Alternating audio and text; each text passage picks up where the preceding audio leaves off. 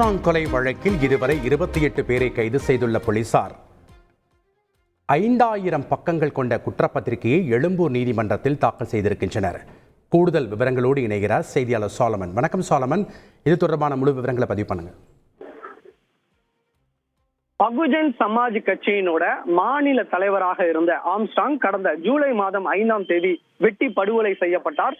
இந்த சம்பவமானது தமிழகம் முழுவதுமே பெரும் அதிர்வலையை ஏற்படுத்திய நிலையில இந்த சம்பவத்திற்கு காரணமான கொலையாளிகளை உடனடியாக கைது செய்ய வேண்டும் என பகுஜன் சமாஜ் கட்சி உள்ளிட்ட பல்வேறு அரசியல் பிரமுகர்கள் இதற்கு கண்டனங்களை தெரிவித்தனர்.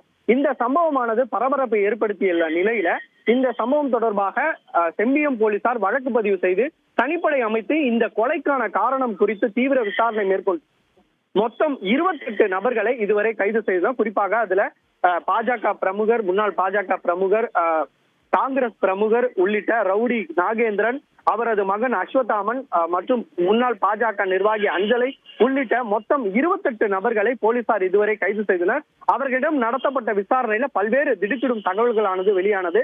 அதாவது தொடர்ச்சியாக இவர் தங்களது பணிக்கு இடைஞ்சதாக இருந்ததால இவர் கொலை செய்ததாகவும், இதற்காக சென்னையில் இருக்கக்கூடிய மொத்த ரவுடிகளும் ஒன்று சேர்ந்து இந்த கொலையை அரங்கேற்றி இருப்பதாகவும் பல்வேறு அதிர்ச்சி தகவலானது வெளியாகியுள்ள நிலையில தற்போது இந்த வழக்கின் முழு விசாரணையானது நிறைவு பெற்று தற்போது முதற்கட்ட குற்றப்பத்திரிகை தற்போது செம்பியம் போலீசார் எழும்பூர் நீதிமன்றத்துல குற்றப்பத்திரிகையை தாக்கல் செய்தார். குறிப்பாக அதுல முக்கிய அம்சங்களான குறிப்பிடப்பட்டுள்ளது. அதாவது இதுவரை 28 நபர்கள் கைது செய்யப்பட்டுள்ள நிலையில இந்த வழக்குல தலைமறைவாக மொட்டை கிருஷ்ணன் மற்றும் மற்றொரு முக்கிய ரவுடியான சம்போ செந்தில் ஆகியோர் தலைமறைவாக இருந்து வருவதால அவர்களுமே சேர்த்து மொத்தம் 30 பேர் மீது இந்த குற்றப்பத்திரிகையானது தாக்கல் செய்யப்பட்டிருப்பதாக செம்பியம் போலீசார் தரப்புல தெரிவிக்கப்பட்டுள்ளது.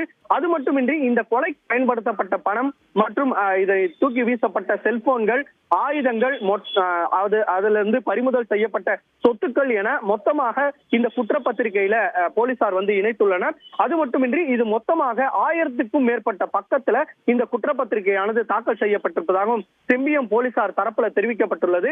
இவர்களது முக்கிய ரோல்கள், அதாவது இந்த ஆம்ஸ்ட்ராங் கொலையை நிகழ்த்தியது எப்படி என்று ஒவ்வொருத்தர் அளிக்கக்கூடிய வாக்குமூலத்தையும் இந்த குற்றப்பத்திரிகையில போலீசார் பதிவு செய்துள்ளனர். அவர்களிடமிருந்து பறிமுதல் செய்யப்பட்ட சொத்து ஆவணங்களையும் அதனுடன் இணைத்து போலீசார் இந்த குற்றப்பத்திரிகையை தாக்கல் செய்தனர்.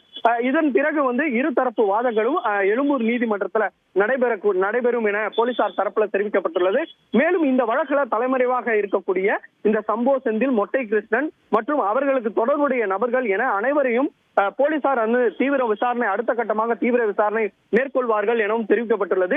முக்கியமாக பார்க்கக்கூடிய தமிழகத்தையே உலுக்கக்கூடிய இந்த ஆம்ஸ்ட்ராங் கொலை வழக்குல தற்போது குற்றப்பத்திரிகையானது தாக்கல் செய்யப்பட்டுள்ளது.